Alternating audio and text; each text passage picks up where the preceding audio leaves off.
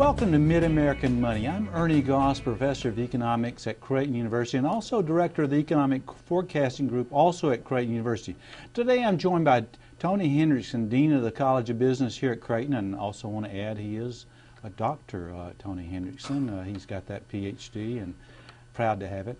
And we're also joined today by Roger Fransecky, Dr. Roger Fransecky, who has received his PhD in business, who is psychology, I think that was. And he is the founder and CEO of Apogee Group, which is a company that provides consulting and leadership services to businesses across the globe, and been doing that since 1995. So thank you, and very happy to have both of them here with me today. Today we'll discuss the economic expansion and how it is affecting global companies and their strategy, and that's where Roger's going to come in, of course Tony as well, and I might add a point or two in that regard. But first let me talk about our survey, and as all of our viewers know, this is a survey we've been conducting since 1994. It's of 900 companies stretching from North Dakota and Minnesota in the north of the region to Oklahoma and Arkansas in the south. So 9 states, what we call the Mid-American region. That's where the name Mid-American Money comes from. So let me review the March findings, and of course they were good. I mean, they're out of sight. This economy, it may not feel like it out there, but it's doing quite well. The leading economic indicator climbed to its highest level since May of 2006. Of course, the recession began in December of 2007, so this was a good number. Job gains for the 3rd straight month, and of course that's good. We picked it up here well before the Bureau of Labor Statistics came up with their number. They were sort of late off the mark there. Inflation gauge now expanded to its highest level since also 2006. Sorry there. And only 11% of the firms expect to lay off workers. About 28% of the firms expect to add workers. So that's also good news there. So overall, the results are pointing to an economy that's expanding, much like the national numbers. The national numbers came out the same day ours did. The National Bureau of Labor Statistics numbers came out last Friday, showing an economy that's adding jobs. And again, we pointed that out first here, folks. So anyway, Roger, now, you do a heck of a lot of work with business leaders across the globe. You've been doing it for some time now. We don't want to talk about how long. I mean, more than a few weeks, Ernie. Okay. Yes. You've been at it before the recession began. Before this one and the earlier one and the one before when that. Roosevelt was a small boy. That's right. That's okay. right. I have pictures of the two of us together. So what are you hearing from these leaders? I hear 2 things. First of all, I want to acknowledge what you just said about the economy. I'm not an economist, but our clients, who are big global companies, are all trying to learn to dance in uncertain times. Mm-hmm. And I'm really surprised how slowly they're getting the message that you just gave your audience. They're being very cautious about capital investments, about bringing on new talent.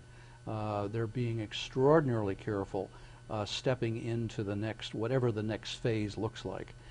Because I think you're seeing, again, I shouldn't step in your terrain, but when you see what's happening in the European Union, when you see the problems in Greece, when you see some of the problems with the euro, and then in this country you have legislative gridlock, which doesn't give people a tremendous amount of confidence that our economy is moving forward with clarity and intention and velocity. Now, in fact, there's an awful lot of growth indicators, as you said. So I would say the CEOs that I know and boards I know are overall cautious.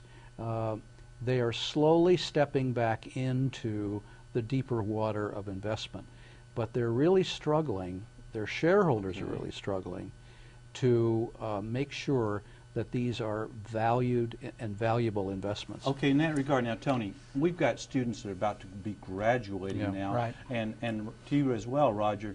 Is this a great time to be, I mean, there are quality people out there, time to be hiring. In other words, don't wait till wait till all of them are gone. Get in there and get those best of those individuals graduating. What do you think it's still a buyer's market for human capital. Okay, and I'm a little more bearish on some of the economic numbers. 162,000 jobs in the most created in the last month, the most recent 48,000. data, but 48,000 of those were temporary jobs hired by the U.S. Census Bureau. You back those numbers out, things Yeah. are not as bullish Okay, as one might okay. expect. All right, so what's the biggest factor restraining growth? I mean, what do you see, Tom? Confidence. I Confidence? think Okay. back to Roger's comments that people, there's not a decided focus of how our economy is moving forward, and so there's a caution, and people are trying to kind of keep their powder dry a little bit. Okay, what do you see as the biggest factor you see, Roger, is restraining? I think it's uncertainty and volatility. I think that there is that sense that and nobody can predict the future, but to your point, and I think maybe a third of the horsemen riding out there is distrust.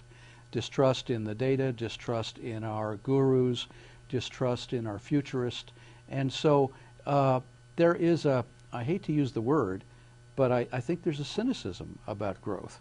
And so this is going to take some time. Okay, let me jump in here. Yeah. Now, Berkshire Hathaway, of course, purchased Burlington Northern. Right.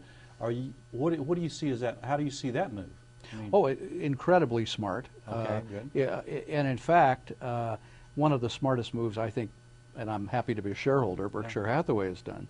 But Berkshire Hathaway is a unique enterprise. I mean, it's as much a consortium as it is an enterprise. I mean, most of the companies we work with have very clear vertical markets, very clear shared segments of customers.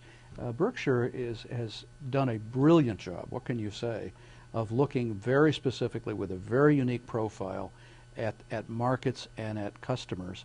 And the thing I most admire about what Buffett has done is how he selects and treats his leaders. Okay. Because we're in the leadership business.